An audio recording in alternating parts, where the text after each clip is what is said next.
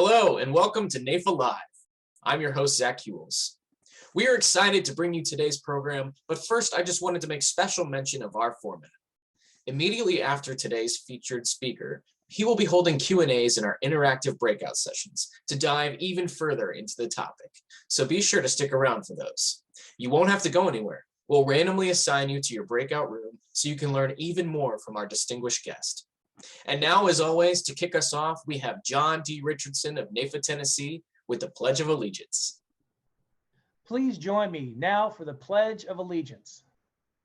I pledge allegiance to the flag of the United States of America and to the republic for which it stands, one nation, under God, indivisible, with liberty and justice for all. Thanks, John. And now we're going to move over to CEO Kevin Mayu for some NAIFA announcements. Hello, NAIFA Nation. Thank you for joining us for our monthly gathering, NAIFA Live. This is a great opportunity for us to again talk about what's going on in the NAIFA Nation and to hear from an inspirational speaker who will help you better do your job, create greater awareness, and again, add more value to your NAIFA membership.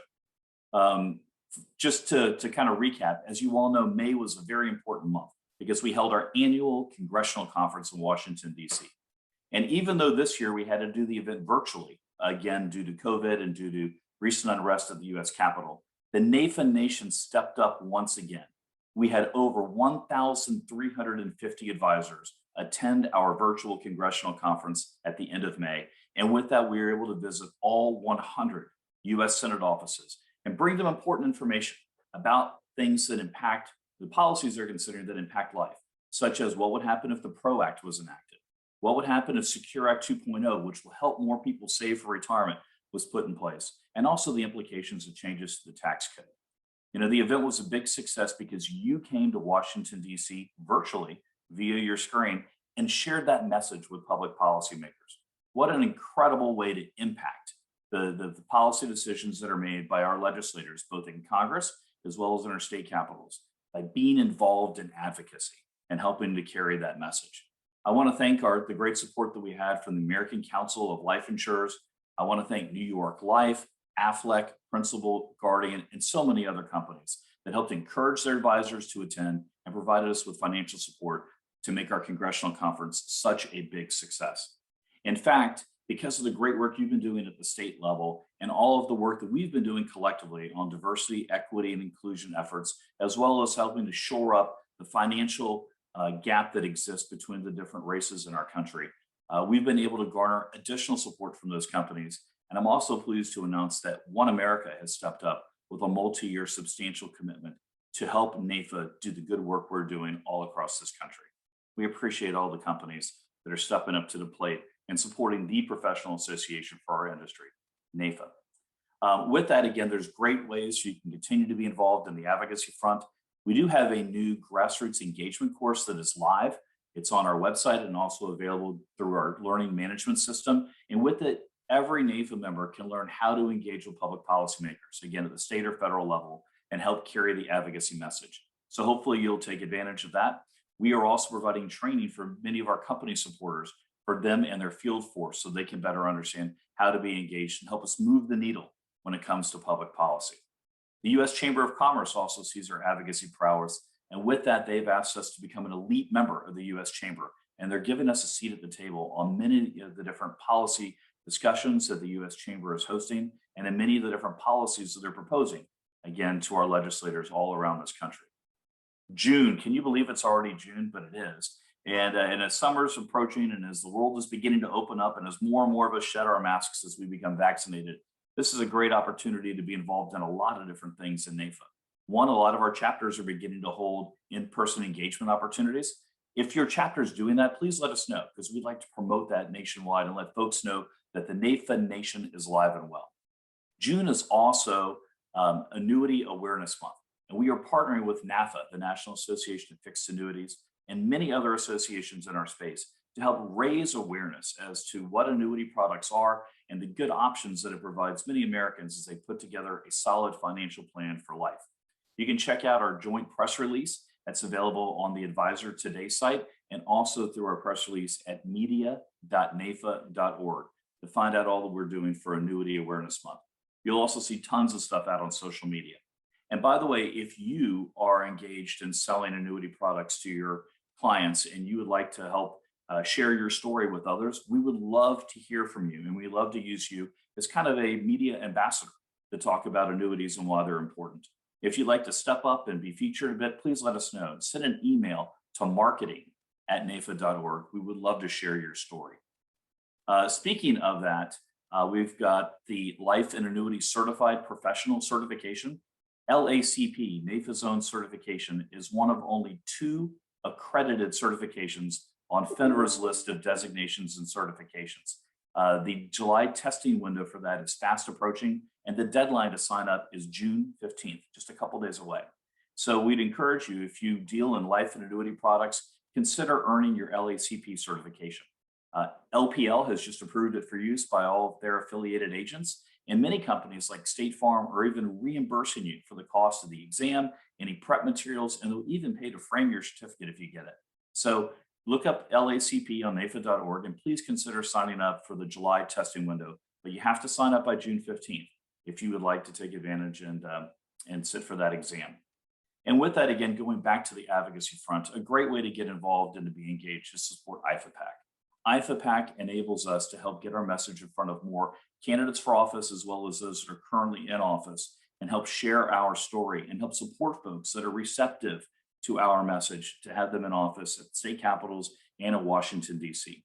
August is our Back the PAC month, but we're going to be talking a lot over the course of the summer about political engagement and ways that folks can support IFAPAC, both at the federal and state levels. We have a monthly easy automatic withdrawal kind of policy that's available called the Defenders Program. And so with that, we can hit your credit card or whatever account you like to use for whatever amount you think is appropriate on a monthly basis through the Defenders Program. If you are an IFAPAC supporter, we'd like to encourage you to consider if you can maybe give a little more so that we can do even more work. And if you don't really support IFAPAC yet, consider getting involved. Even a small donation can make a big difference because, again, that's one of the strengths of being the largest association in our space. Many people could speak with one voice even stronger. And then throughout the course of the summer and at our P+P conference, it's coming up in August, which again will be virtual, August 17th through the 19th. We're going to be highlighting and talking about, again, folks that have backed the PAC. You're also going to see it in our summer issue of Advisor today, because again, we want to recognize NAIFA members that are stepping up, answering the call, and helping us advance our advocacy message. But enough about all that from me. We're all here today to hear from our speaker. Our speaker today is Jeremy HALLETT, who is the co-founder and CEO of Quotacy.com, which is a direct-to-consumer digital life insurance brokerage that's headquartered in Minneapolis, Minnesota. The company's mission is very laudable, and that is to help everyone who has loved ones, people that depend on them financially, to own a life insurance policy.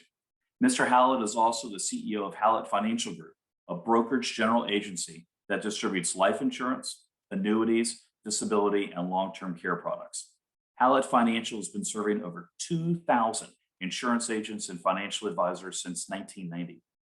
Jeremy's partnerships across technology, insurance, and finance all stem from his willingness to spark innovation and his curiosity about what's possible in life and in business.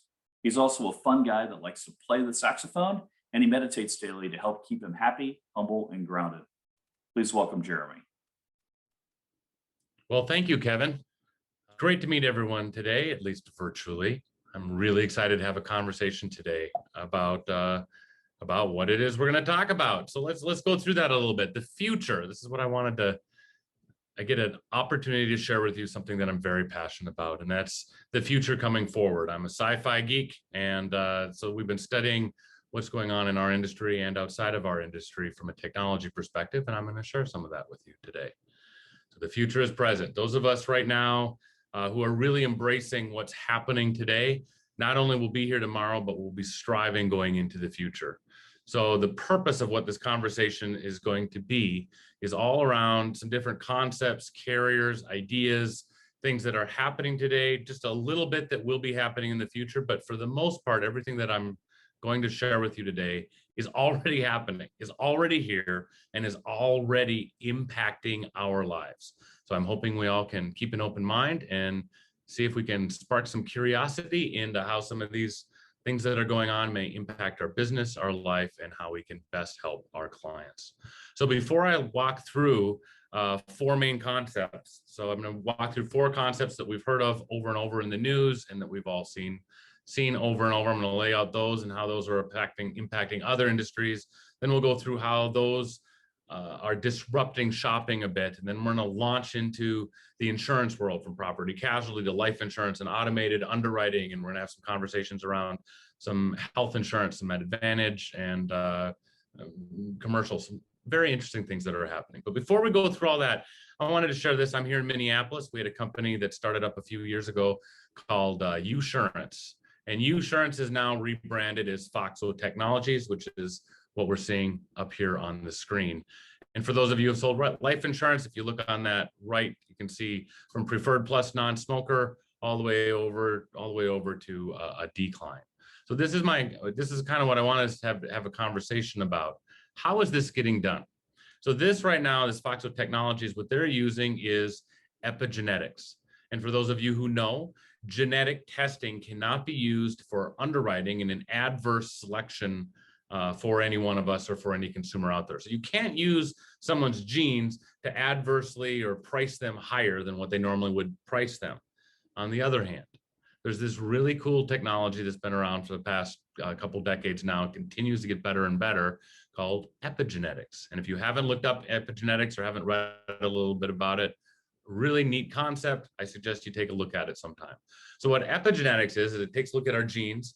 And I guess we used to think you're either made or you were born, right? Are you born or are they made? Are they a born athlete or are they a made athlete? How does this go? Same thing with intelligence. Same thing with possibly getting cancers or heart attacks or being good at math or different types of foods or how we handle stress, all these types of things. Well, what scientists are finding is that a lot of this is affected on the epigenetic level, not on the genetic level. The genetic level says this is who I am. It's the building blocks of who we are. Epigenetics is which of these genes are turned on and off, and they turn on and off for reasons such as what you eat, what kind of stress do you have positive mindset, how often, or negative mindset, are you working out, are you spending time building muscle, or all these different types of things that are going on. So all the way that we live our life and everything we do turns genes on and off. And when genes are turned on and off, it tells a lot of who we are. So the expression of those genes is who we are.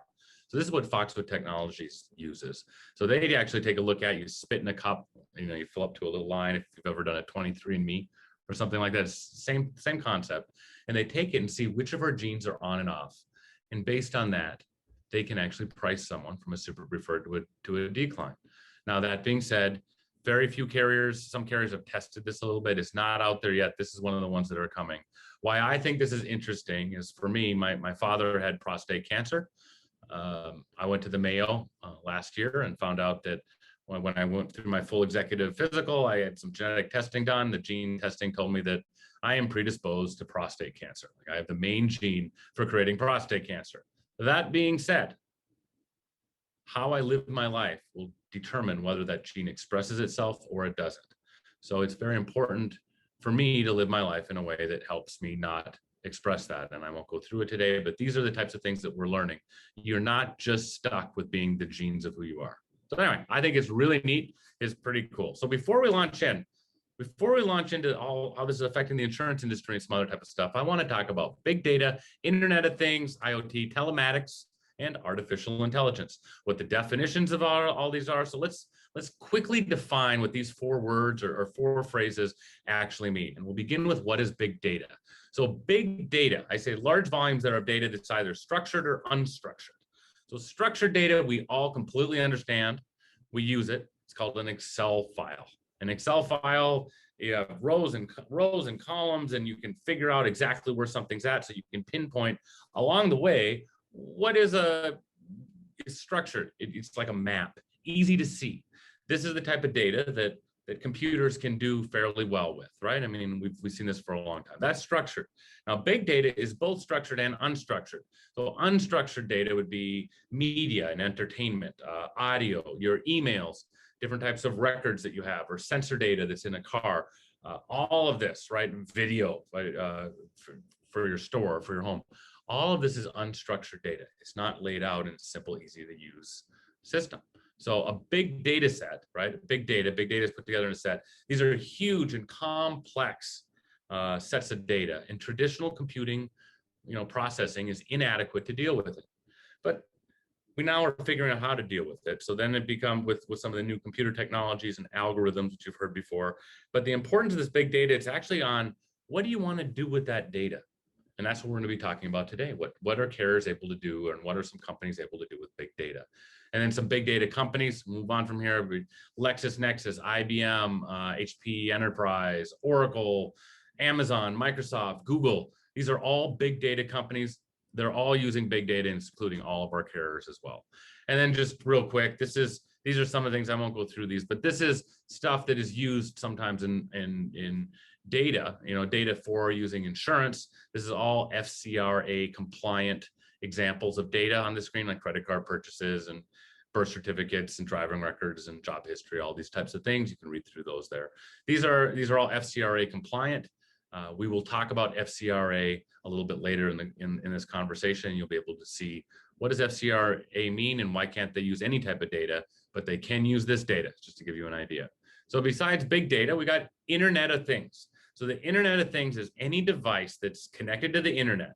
Okay, so IoT describes a network of physical objects that are embedded with sensors and software and technology, and it's all for the purpose of connecting and exchanging data with other devices and systems over the internet.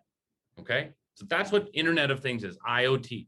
So an examples of IoT would be your connected appliances, smart home security systems, autonomous farming equipment. Farmers are using this a lot right now. Wearable health monitors. But I guess that would be my Apple Watch. Smart factory equipment, smart speakers, pretty much anything that begins with smart is an IoT. And so here's one of the more common IoTs that's actually quite useful within homes is a Nest thermostat. Nest is continuing to grow. They're getting bigger and bigger. This is a thermostat that just automatically adapts to your life and your seasons. You don't need to change things as you go change. You don't really need to change the thermostat after time. It figures out what you want and who you are. So you use it for a week and it programs itself. Nest is pretty neat. So it'll like alert you if your house is too cold. It lets you know if your furnace is acting up. If you have an Android phone, it doesn't work on iPhones, which I'm an iPhone guy, but an Android phone, it'll actually knows when you get home. It connects with your phone. It tells your phone, hey, you're home with your family. Turn off the ringer. So now you're only going to get vibrate so that you can spend quality time with your family when you're at home. Okay. So it saves you money. It turns off your air conditioner before it turns off the fan. So it continues to blow cool air through your house. It saves you some money on it. So this is Nest. It's very big, popular right now, continuing to grow. And Nest isn't just a thermostat. They've got a video doorbell and a smoke and a carbon monoxide alarms and other types of home alarm systems, cameras that are both for the indoor your house and outdoor, and speakers and displays, and pretty much you can build a smart home right now with Nest products if you wanted to. And like I said, here's a smart device. This is an IoT, an internet. This is an IoT type product. So this is, it's my Apple Watch. Is it a computer? Is it actually a watch? Is it a health tracker? Is it a remote control? I don't know if you can use it obviously for Apple Pay. For those of you who hopefully are traveling now that things are opening up a little bit right now, if you go to a Marriott, you can actually use your Apple Watch as the key to get into your room at a Marriott. I don't know if you know that. It's really neat. Ask about it at the front desk. Heart rate monitors, can read blood oxygen levels. Life insurance. John Hancock, I'll give a shout out to them. They partnered with Vitality. Vitality came out of South Africa, which is South Africa is really a panacea. It's this beautiful place of innovation around insurance. So a lot of our innovation is coming out of South Africa. If you didn't know that, it's interesting. You can look that up. But Vitality came out of South Africa. It's here. Now you can use your Apple Watch to help save you money on your life insurance. And they found that when people pay attention to their health and you can teach them some certain types of things, we can live 2, 3, 4 years longer.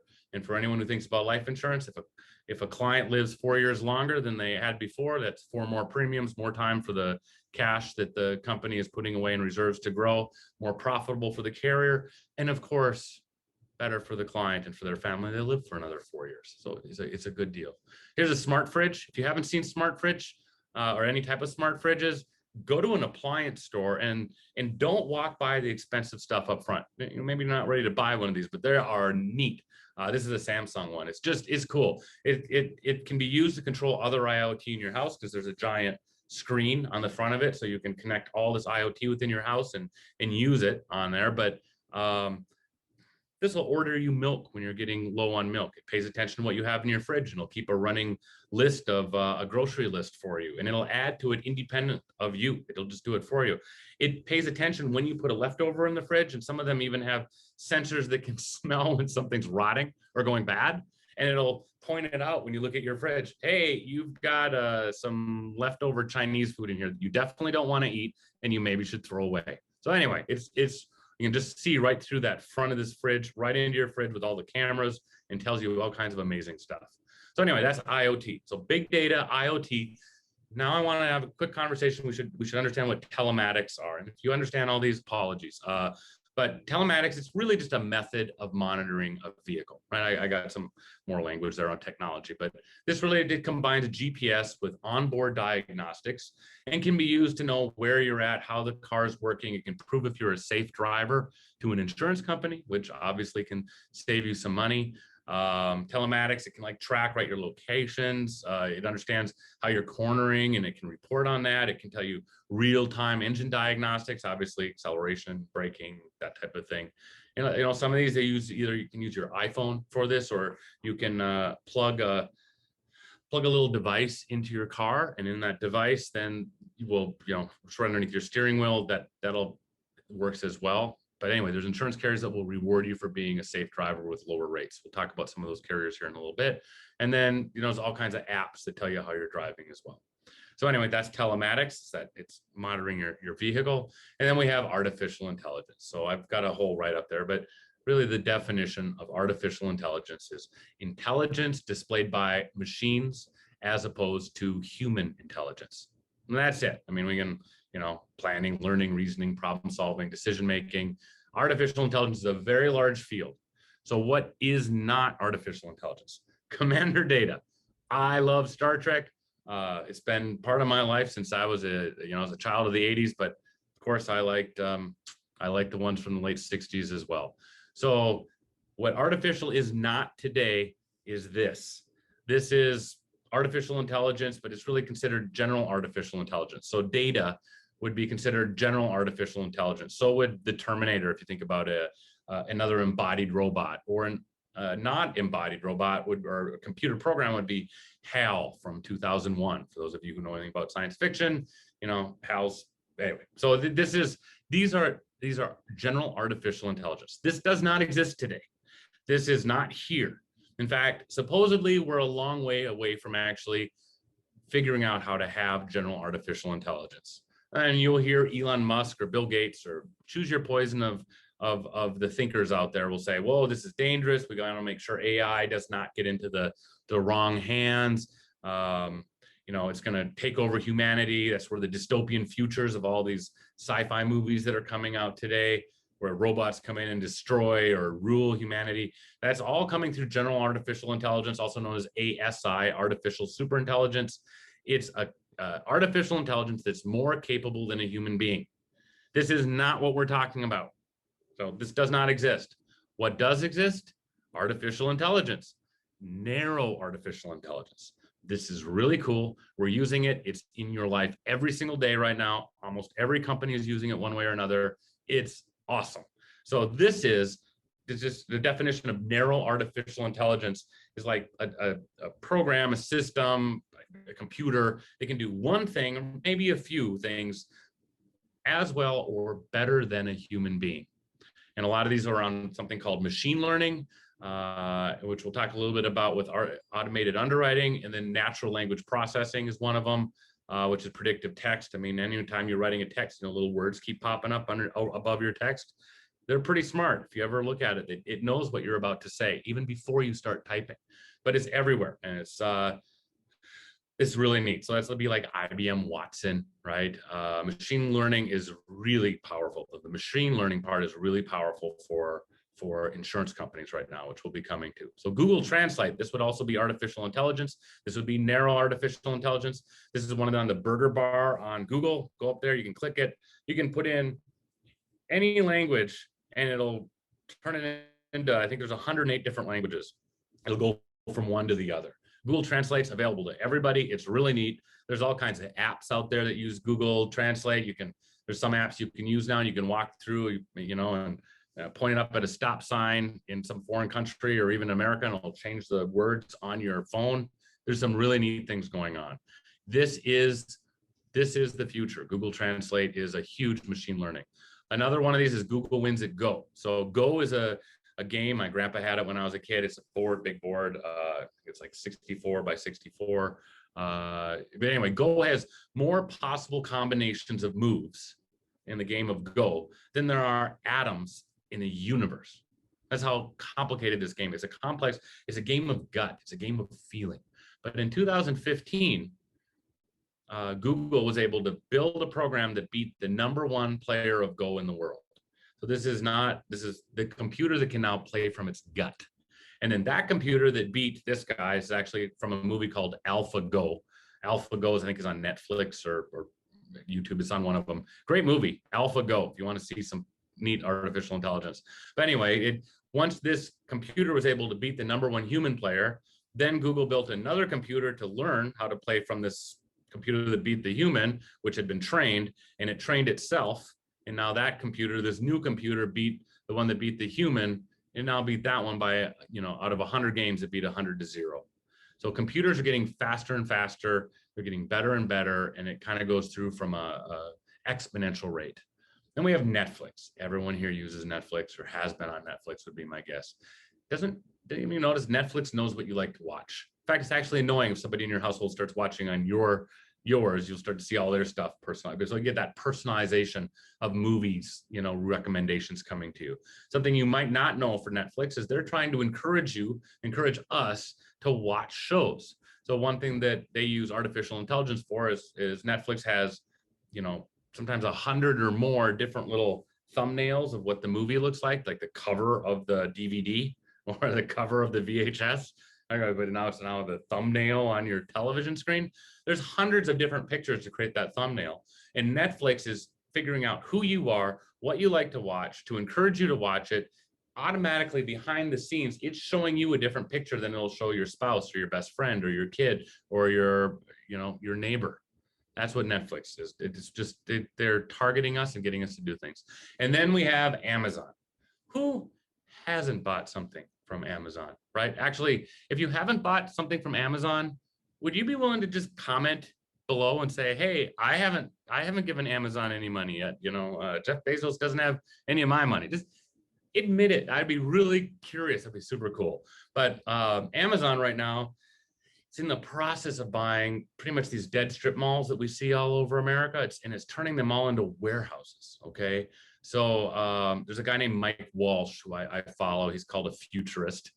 What a great title, a great job. He wrote a book called The Algorithmic Leader back in 2019.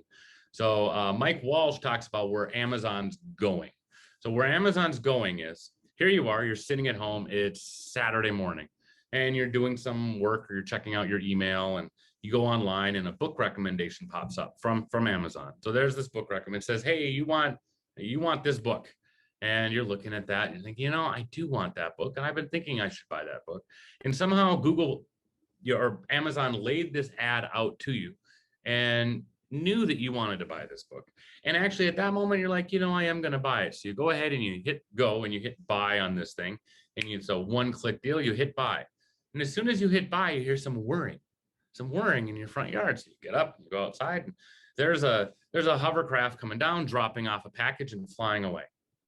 This is where Amazon's going.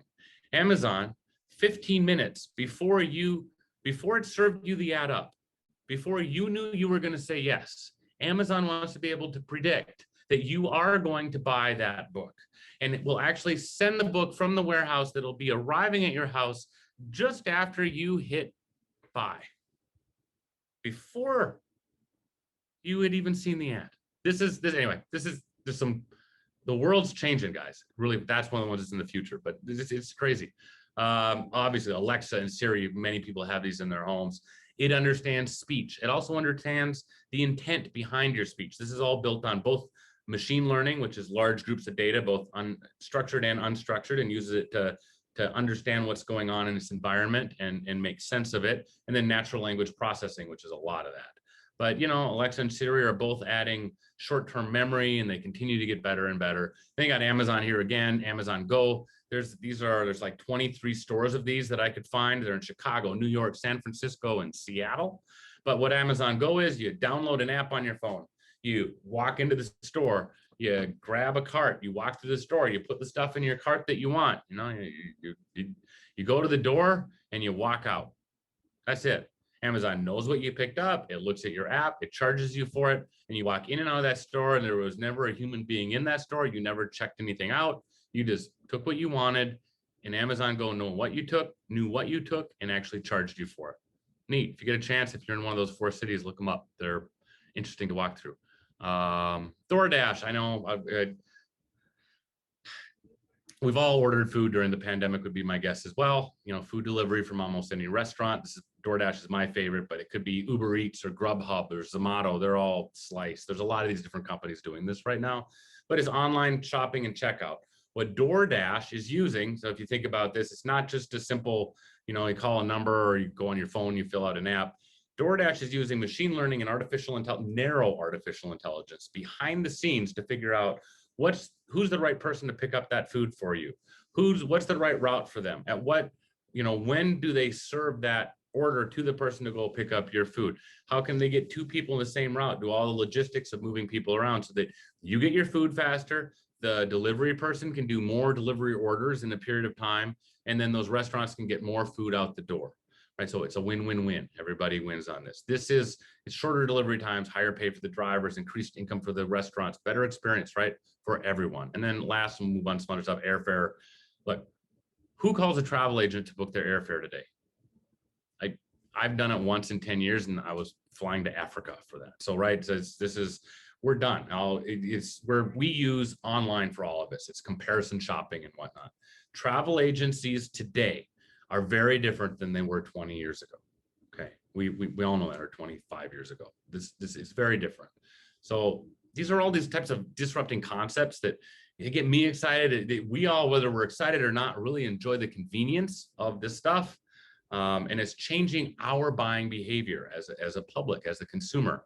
So does anyone believe that insurance is any different than this? No, you don't. It's not. It's the same. We're just slower to the times. So let's launch into some insurance stuff. So let's first talk about Roost. Roost is actually not insurance. Let me just say that first. Roost is a product. They actually have a battery, a 9-volt battery. They have a leak system, which we'll talk about just in a second, and some other products as well. Roost got made popular by a company called Hippo, Hippo Insurance, but we'll talk about them in a minute. Roost battery, this is a device, like I said, it's a device, and it fits into any smoke alarm, and it turns your smoke alarm into a smart smoke alarm. So it connects to your Wi-Fi system within your house. It notifies you when your smoke alarm's going off, whether you're home or you're not. So it can help solve that problem if a fire breaks out at your house and you're not there. Wow, my smoke alarm's going off. I should call, or maybe my kids are home. What did they just do, right? Also, it alerts you when the battery's going low, so that you don't have to deal with those 3 a.m. chirps, chirp, right? We've all had it. Like, actually, side note, it is non sequitur, but did you know that actually smoke alarms are made to beep at you in the middle of the night at the 3 a.m. peak? They're actually designed that way. Someone designed it that way to make sure that you would change it.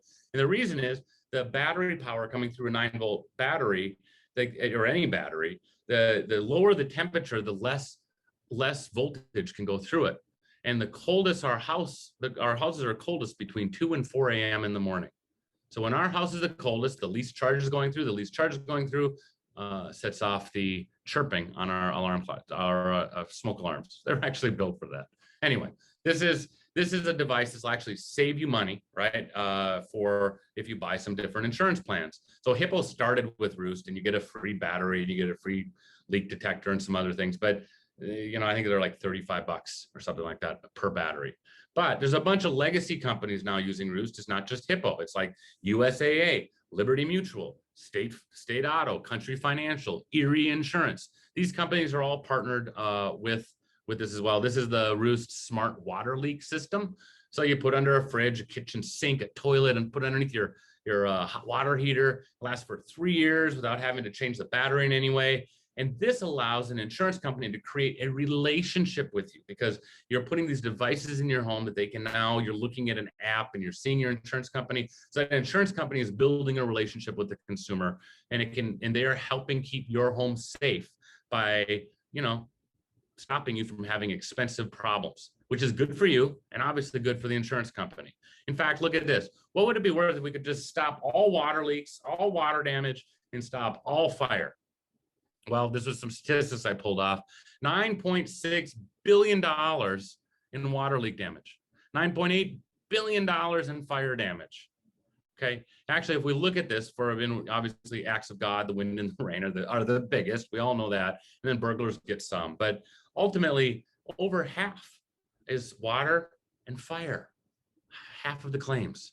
So if carriers can reduce those by 5%, 10%, 15% by helping us be great stewards of our homes, right? Small decreases can save the insurance companies a lot of money, which either goes straight to their bottom line, or they can lower their price, which is actually what's happening, and make them even more competitive so that they can get more customers and help take over the world, which is what they all want to do. So here is a company trying to do that and actually is doing a very good job. It's Hippo. They've actually raised $350 million at this point already. And there's $270 million of annual premium on the books right now as of July of last year, of 2020. So Hippo came out, said, we don't want agents. We're not gonna have anything to do with agents. We can do this all on our own. We'll give you a free Roost leak detector. We'll give you a free, the battery for your smoke alarm. So they were that first company to go with Roost. Now, that being said, after a while, they realized, wow, us agents actually add value. Did you guys know that? And actually, Hippo's not the only one. I'm not picking on them. All the new digital entrances thought they could do it without agents. Most of them now believe they want agents to be involved one way or the other. So Hippo, if you want to be a Hippo agent, you can actually be a Hippo agent. Actually, I've got the website up here. It's like, there's you could go there if you ever wanted and figure out how to be. I don't know anything about how it works, but I know you can be a Hippo agent now and have them be on your platform. So they've moved into our world. They're not just a pure digital play. But their product is using artificial intelligence. It's this really neat system put together. So it's quote to bind in under 60 seconds. It's really low, inexpensive rates. I mean, they're sometimes the very best rates by far in the zip codes that they've gotten into now, with really good coverage. I mean, one of the things, all their policies, for example, include appliance protection against electrical and mechanical breakdown for up to $100,000. So for those of you who sell auto and home, it's a nice feature, and it's just added into the policy. So anyway, they're worth looking at. They're currently valued at about $1.5 billion right now. They're actually going to IPO, I would guess, at some point. They're in 33 states, so they're really growing. And they use that AI for quoting and proactivity with the consumer and with the agent. So they strive to help their customers. They're saying we strive to help our customers identify and resolve issues around their home before they become major headaches. Okay, that's what they do. And also what they've been doing is they're helping people who want to, I was talking about Nest earlier. They want to help people create smart homes. So they'll help you with a smart home integration. They'll give you an app. They'll tell you what you need. They'll give you direction on it. They'll give you complimentary smart home monitoring, virtual home care platform within all this. So, for one-on-one support for your home maintenance, or how do you find certified home repair specialists? Like, I need a plumber, I need a carpenter, I need someone to help me with my ant problem. Choose it. They are there in every way, doing their best and to create a relationship with the client, keep the client on the books, and give them value. Plus, they're very inexpensive. Actually, I'm going to continue to go through. I'll throw real quick. You want some resources? If you want to jot this down, www.hallettfinancial.com/2021. So I'm going to go through a whole bunch of insurance companies now and different types of ideas over the next 30 minutes or so. but I just have a piece up there if you want to see, hey, who was that company or what was he talking about? It's just a one pager. It's not a big deal, but it'll give you an opportunity if you want to. There you go. Anyway, so for a list of the companies I'm going to cover, and if you want to access those, hallettfinancial.com/2021, just to give you what we're talking about. So let's go through some insurance companies and then some different ideas with that. Lemonade. This is not the lemonade stand you had as a kid. This is one of the coolest apps you will ever see, not just in insurance, but anywhere. It's worth downloading, and it's worth having a conversation with the app. It will ask you questions. You should ask it other questions. It is smart. It will talk back with you. It'll have a conversation with you. By it, I mean a narrow artificial intelligence that knows everything about insurance. And as you have conversations, it'll have a conversation back with you. It's a super cool experience. It's worth taking a look at this flow. They've actually raised $480 million already. They're actually publicly traded. But interesting with Lemonade, it's a little secret with them. They started out again being a pure digital play. How can we do this all with a computer? Their number one group of employees is actually a call center in Texas right now that's doing some things behind the scenes. So as they get better and better, we're not quite there yet, but they are about as far ahead from the digital component that you can possibly think. Actually, Lemonade is also selling term life insurance now. So like I said, Lemonade got powerful by selling renters insurance, which very few people were buying, and they made renters insurance cool. So they did all kinds of stuff in New York, I think is where they started, with some of these bigger metropolises is how they got it out there. And they started out with their claim story. This is kind of what made them say, so there's a guy named Brandon. So Brandon goes, and it's winter, and he buys this, $1,000 parka. So he goes out on a very cold night drinking in New York City, and his coat gets stolen or lost, or all of a sudden his coat's gone. So he waits 6 days. Brandon waits 6 days, hoping his coat will show up. But of course it doesn't. He doesn't hear about it. So he goes onto his Lemonade app. This is a true story. He goes onto his Lemonade app. He enters the details of this. Hey, this is my coat. This is where I bought, how much I bought for. Then he spoke into the camera for 61 seconds. It's a 61-second video. Then he tells him what happened on this. He hits submit. No paperwork. He was done. He answered a few questions, did a video, no paperwork. So then Lemonade's AI, their artificial intelligence, again, I'm only talking narrow, but their artificial intelligence reviews the claim. It refers it against the policy. It runs 18 different anti-fraud algorithms. And then the app says, or the computer program says, yeah, it was stolen. We believe it was stolen. And it approves the claim. As soon as it approves the claim, it transfers $750 into Brandon's Wells Fargo account or wherever he was at for a bank. He had a $250 deductible, so $1,000 parka. He lost $250. The company lost $750. $750 shows up in his bank account. Total time to approve and pay after that video was submitted was 3 seconds. True story. This is our world. This is where we're going, guys. Metromile. This is a really neat company as well. There are no insurance agents that I know of with Metromile. Their hook, though, is pay per miles driven. They're not the only one doing pay per miles. Nationwide and Allstate also offer pay per mile, although both of those companies, carriers, say there's very small utilization. But they are the ones that Metromile use a little wireless plug. They'll put it into your car. So, like I said, lots of incumbents, lots of the legacy carriers are using that little plug-in as well.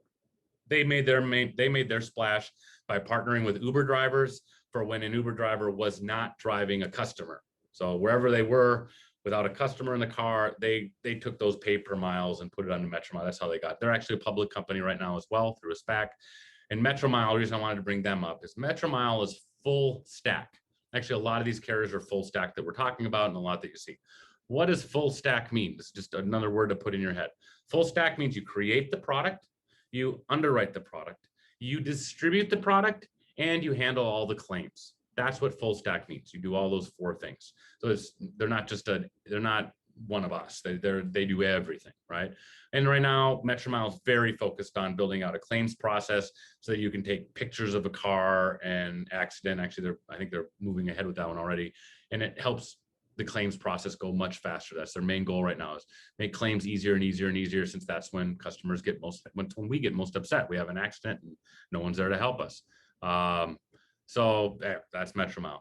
Inspections and drones. So by the end of last year, there was something like $13 billion was invested in drones. Okay.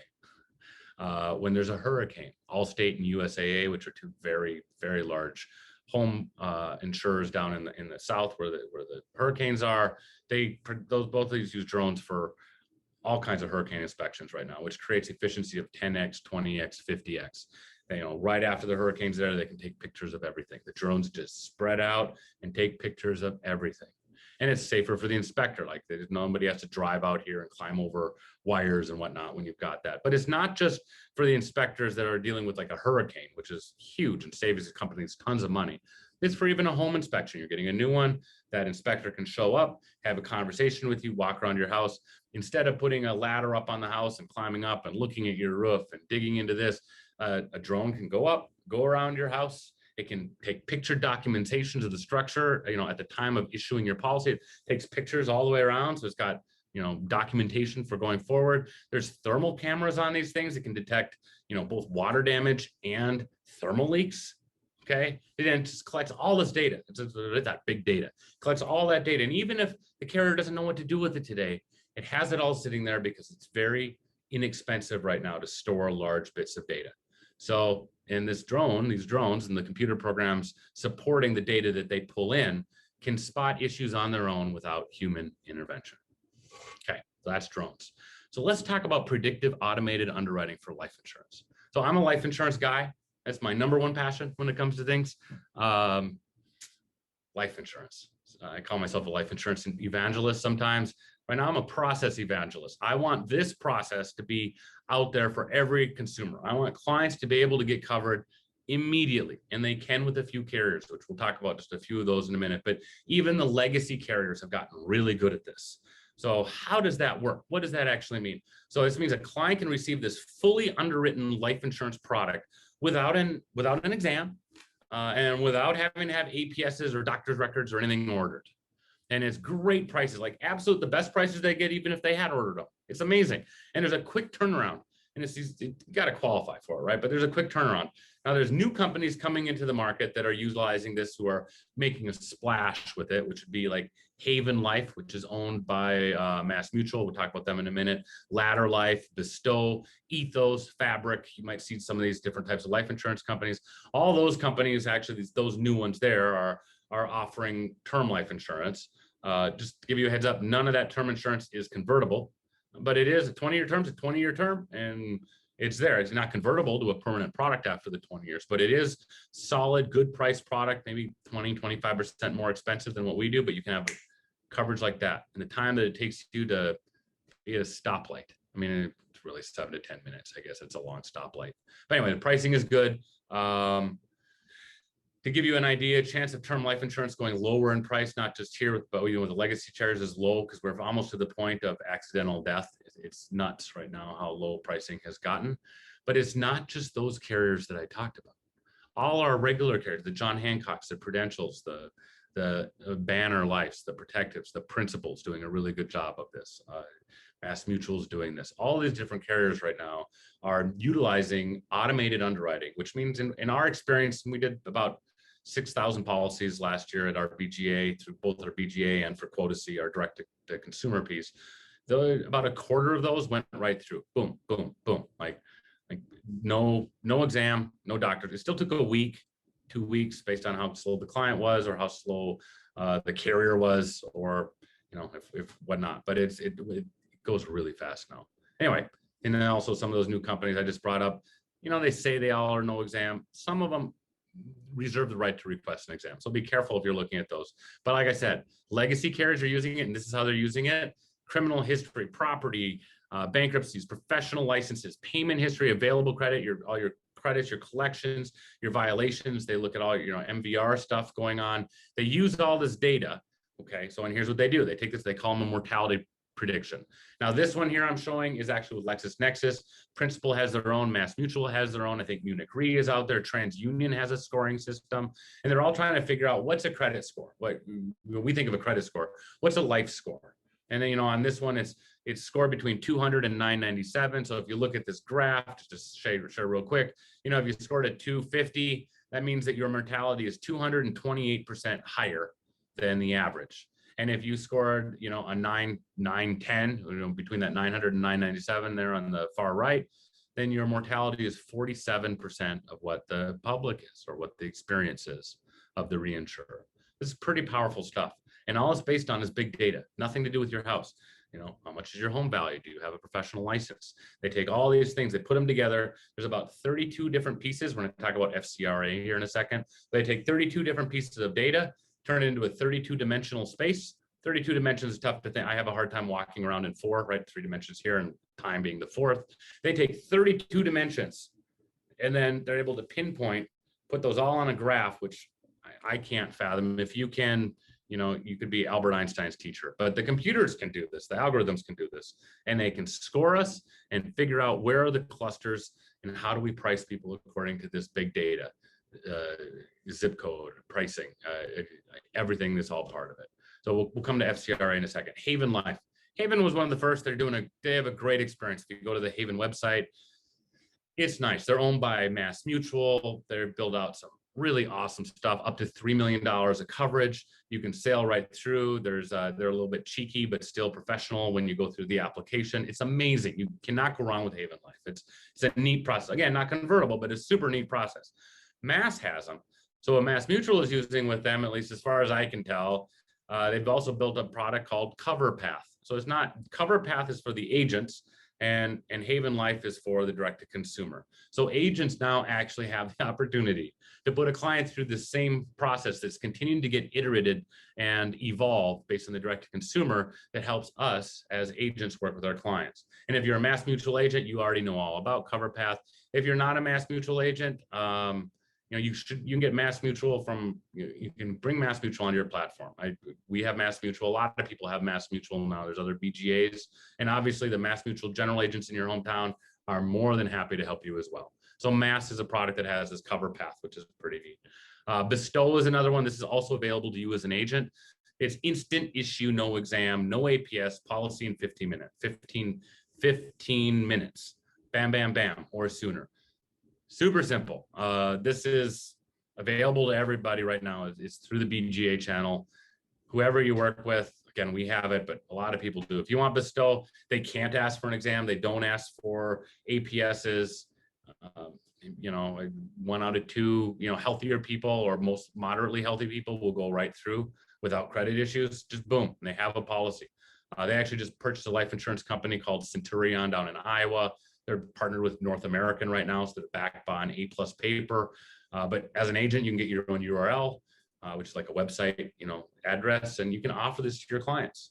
So, and again, Bestow is maybe 20, 25% higher, but no exam, no nothing, boom, you're in, your client's covered, no stress. So let's talk about FCRA, because I wanted to go through this with automated underwriting for life insurance. FCRA data. FCRA has 3 functions to it. It's data that can be disclosable, disputable, and correctable. What does that mean? So disputable, I'll use, let's see, we'll go this, so you're sitting around a campfire with somebody, someone takes a picture of you, uploads it to Facebook, and on Facebook they say, here's Susan having a cigarette with Jenny. And you're Susan, let's say you're Susan. You're sitting there and you're Susan, but you weren't having a cigarette, but someone said you were having a cigarette and they just put it out there. Now, if a carrier could use Facebook, because they can't use it, just so everyone knows, you cannot use social media for underwriting. Carriers cannot use social media for underwriting. So don't get, anyway, they can't. So here's why. So there's that picture goes out, it shows up on a whole bunch of people's phones, it goes into different types of servers, it spreads out. Now, the insurance company can, if they could use Facebook for this, they could pull it, say, hey, Susan, here you are smoking a cigarette. And you show them the picture and you say, I'm not smoking a cigarette in this picture. And the insurance carrier says, oh, so they disclosed to you, hey, here's the picture. You're smoking a cigarette because you asked, why did I get a smoker rate? Here's the picture. Nope, I'm not smoking. You can dispute it. And they can agree with you. Oh, yeah, you're not smoking a cigarette. We're sorry about it. But it's not correctable. You can't fix the internet. That picture and that phrasing underneath that picture is everywhere. It's in all kinds of servers. It's spread across the world. It's global. It's everywhere. You can't go and pluck every one of those and destroy all of them or move them. So that's correctable. So FCR data, though, that's why like medical records are disclosable, disputable, and correctable. You can, the carrier can say, hey, we think you're a smoker because it says you're a smoker in your medical records. And so you dispute it. No, it doesn't. Then you get the medical records and you find out the doctor inserted someone inserted a wrong page in your medical records. You can correct it. That gets out. Now we have one piece of data. It's corrected. FCRA data. Make sense? That's FC. You can only use these types of pieces of data. And this is some examples, of FCR, where you live, who you live with. Just to give you an idea, like they combine all this type of data with your self-reported data, which is your part 2 on the life insurance application process. You say, I have these issues, I don't have these issues. They combine that with a prescription check, also known as an RX data. They combine all that with FCRA data, and they're able to underwrite us. Like I said, 1 out of 4 to 1 out of 2. 1 out of 2 is about the best that I've seen out there right now. But most of the legacy carriers are in that 25, 30, 40% range, at least up to $1 million or $2 million. Some carriers are going up to 3. I talked to a reinsurance company recently that said they believe in just a few years we'll be up to 5 million of coverage, and up to age 65, where someone should be able to go right through underwriting for a large insurance carrier. Choose the name, they'll be able to do it. And what does this mean to the agent? This means a lot. So on your next sale, it means you can get life insurance straight through. But this also is a positive. We can help more people get coverage. We can have conversations with more people about insurance. The barrier to entry goes down, though. So competition will heat up, but I think we all know there's less and less agents coming into our industry. So please keep recruiting, keep getting them into NAIFA. We need as many people helping families get coverage as possible out there. But anyway, it's the problem that we've got with this FCRA data then right now is when you underwrite on big data, it's hard to tell if a client's going to actually have to take an exam or not. So we have to be nebulous around that and have a conversation. It still might require a phone call with the carrier. It might require a digital part 2. But anyway, there's the adoption by this in the different agent channels is picking up and up and up. Those are the drop tickets where a lot of these are forced to go through. They're really neat. If you're not using them, it's worth contemplating. And carriers are working diligently right now to actually take this process directly to the consumer and cut us all out. But we'll see if that actually happens.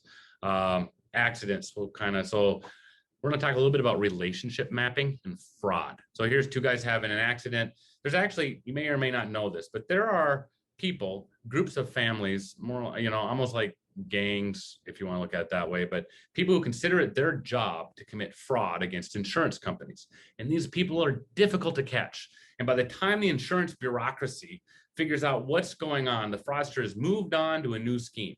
And they commit these smaller, more transactional frauds because they create less scrutiny from the insurance company. So LexisNexis is one of the biggest companies fixing this right now.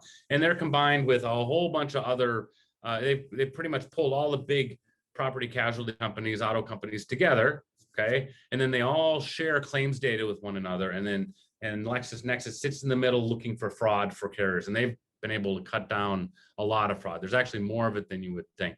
Here's just a quick example. So like those 2 guys we just saw here a second ago, we'll call them David and John. So David and John this is actually a true example that happened in 2015. So David and John get in a car accident and there's $1,400 worth of damages. Something feels off, right? Something feels off to the insurance company. And there's no way to really pinpoint this, but it's just a small claim. It's much easier to just send it through. So LexisNexis, though, uses its relationship mapping algorithms on John. And then it finds siblings and parents. And maybe not all these people are even real people with similar accidents over the last 18 months. And this ring cost a whole bunch of, spread out over a lot of carriers, spread a lot of insurance companies combined actually into the millions of dollars over the 18-month period. So LexisNexis was able to stop this claim being paid to David, right? I mean, so they're able to stop it, and also can stop them all from being able to get issued insurance any longer. But and they were this is what's going on to lower the price. There's a lot of fraud. I mean, billions of dollars worth of fraud. So the more fraud we can get rid of, again, more money straight to the bottom lines of the insurance companies, many of which are stock companies, or allows them to take that extra money that they're saving, lower the price of their insurance to make a better price for the client and hopefully give them a better opportunity to grow their client base. And also relationship mapping, though, isn't used just for fraud. It's actually used for underwriting some health and life insurance companies as well as one of the data points. And I'll just share this with you, a little fact. If you have a relative who lives within 50 miles of you, that will stave off both morbidity and mortality.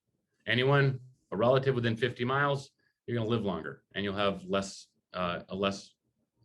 morbidity. Anyway, self-driving cars. Let's talk about these real quick. Who's the insured with a self-driving car? Who's the insured? So Warren Buffett said, hey, if a day comes when a significant portion of the cars on the road are autonomous, this is going to hurt Geico's business very significantly. Okay. So, but self-driving cars should mean fewer accidents, right? But when accidents happen, when they do happen between two self-driving cars, who's at fault? Is it somebody in the car? Is it the car manufacturer? Is it the software that's driving the car? Right? There's just not enough data right now for self-driving cars out there to actuarially price a product at this point. But I think we all can guess if it's the manufacturers who are going to be considered, if it's Tesla who's at fault, for example. They're not the only one. Everyone's trying to do this, it seems like. That's going to create a really big long-term liability against the car companies. Let's guess we're a car country. That's not going to happen. But the government's going to have to step up and give us better direction at some point. The UK just recently passed some laws that clarifies that everyone in an autonomous crash is covered with intent. Whoever gets in the accident, the intent of who is driving that car is considered the person who got in the accident, not the software, not the car, not the manufacturer. So anyway, that is the someone in the car. They figured it out. But for us, we're in the US, the court systems will have to figure this out, and we'll wait for them to make their decision. So we'll find out. Not enough of them on the road to matter anyway yet. Let's go through a couple fintech things, and we'll wrap this up here at fintech and some health. Acorns, really neat app, worth taking a look at as well. It's an easy place to invest small amounts of money. So Acorns helps you. They're really big in Gen Z and Gen Y, and actually they've creeped into Gen X as well. What Acorns does is it rounds up every purchase you make. So you make, you buy something for $5.19. It'll put $6 charge against your debit card, pay $5.19 to the grocery store, and put 81 cents to Acorns. That goes into Acorns, and you can buy shares of stock. And to make it easier for you, they allow you to buy fractional shares of stock so you can invest your money right away. What they charge you to have options of this on their platform is $1, $3, or $5 a month. Really inexpensive, almost nothing. Also give you ways of making that money back up by watching some videos and whatnot. But it's very low. Once you have $5,000 invested within Acorns, they charge you 25 basis points. So this is who we're competing against today, 25 basis.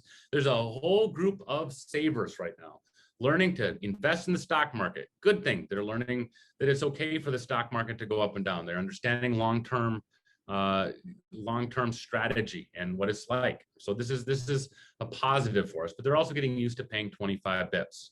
But they'll also give you like a free debit card, and they'll teach you the diversified different types of modern portfolio theories. But again, they're paying 25 bips. So this, as us as advisors, we really need to have that advisor alpha, because after they've saved up $50 or $100 or $200,000 within something like this, where they're paying low, and we come into the picture, we're going to have to show them the value that we bring, the values that we need to provide over and above the return they're getting from an app like Acorns, and which I think we all know is meaningful conversations. It's actually financial planning. It's having a relationship with them, helping them keep their money in the market if it starts to drop a bit. It's all the different types of things that we do for our clients the way it is today, that advisor alpha. But we're going to have to show that value more and more as clients can get cheaper prices if than just being the guy who manages the money. And then last on the carrier piece, but there's so Clover Health, I'm just obsessed with this company right now. Clover Health, they just went public via SPAC last year.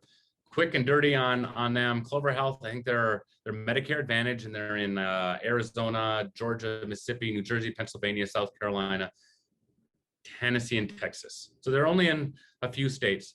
Lowest price for Medicare Advantage plans that are out there.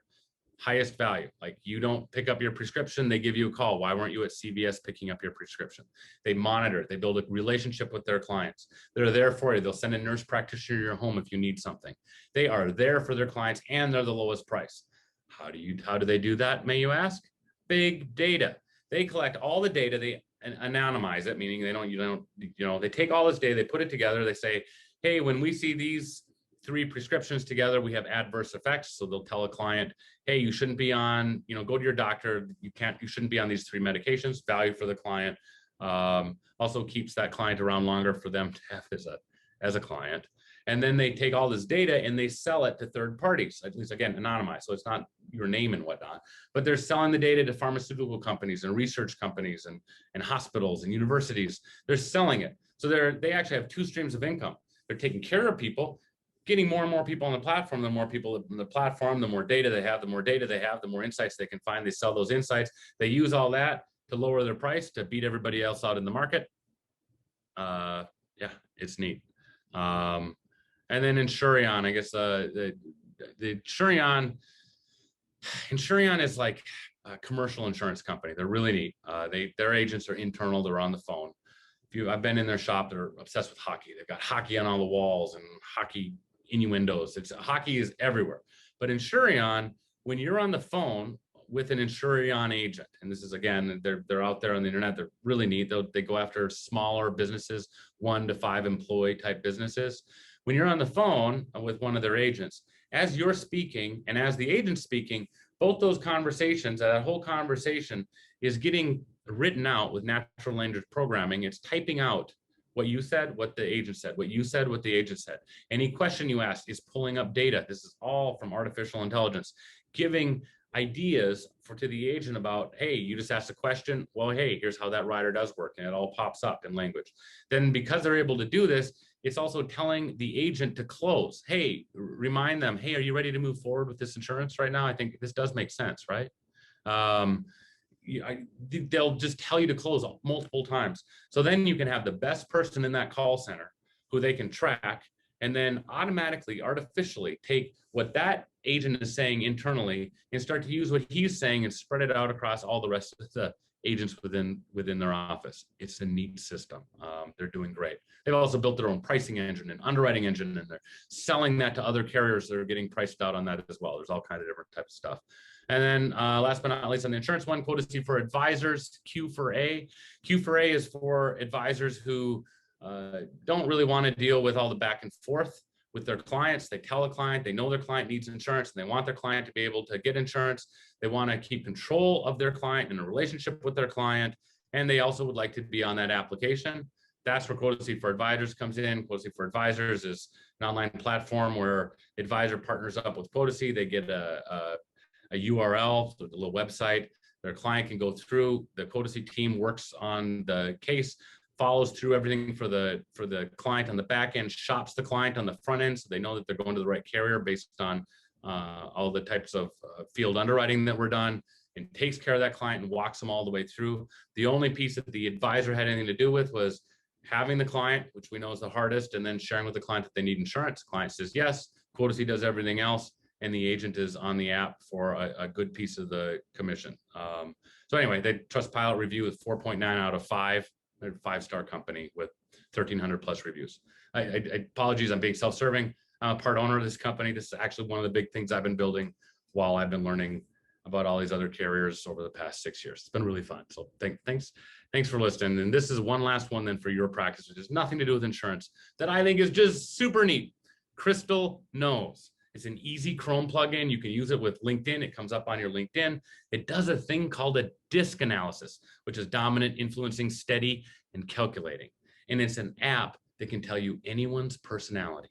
So Crystal uses this new technology called personality AI that utilizes machine learning and artificial intelligence to predict someone's personality using their online footprint. So what it does, it helps you write better emails. It suggests words and tone attuned to the recipients that you're having a conversation with based on their personality style. And they're pretty close. If you go download Crystal Knows and you look at yourself, odds are pretty good. It'll tell you who you are, or at least what your personality style is today. But you can learn how to talk to a new prospect or that you've never had a conversation with. You know, you linked in with them, and you're like, how do I have a conversation with this guy or this gal? This business owner is important to me. How do I talk with them? They'll tell you where they're at. Should you talk? Should you be expressive? Should you be dominant? How do you speak with them in their language? Which again, all of us are in some ways in sales, and that's one of the reasons we've been successful. You can also use it on the people within your company, understand your staff better. It's amazing. Crystal knows it's super cool. Take a look if you get a chance. All this technology that I've talked about, almost all of it is already here. It's already working, and it's here to stay. So what I'm kind of asking, and what I was sharing here, and I'm hoping we were able to do it, is keep an open mind, sort of, that if we can evolve our practice with the times, we'll succeed beyond our wildest imaginations. Okay. But we need to have this awareness of the changing industries around us to help us mold our own practices with the changes within our own industry to best serve our clients. Because if we don't best serve our clients and someone else can do a better job with some form of new technology, no matter how good our relationship is, we won't have a practice at some point. So there's some really neat things happening. It's better for everybody. I ask you and implore you to jump on board, take a look at all the neat stuff happening. You're probably already doing it. I guess we're gonna have some conversations about that over the next half hour or so.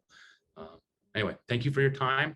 And to the insurance companies, if you're any listening, that's what this slide is. For you to survive and thrive, you're gonna have to achieve innovation faster than the startups can achieve distribution. So we're your distributors today, but you gotta keep on top of this really cool technology that the digital disruptors are out there doing. Anyhow, thank you. I really appreciate your time. I look forward to having a conversation with some of you.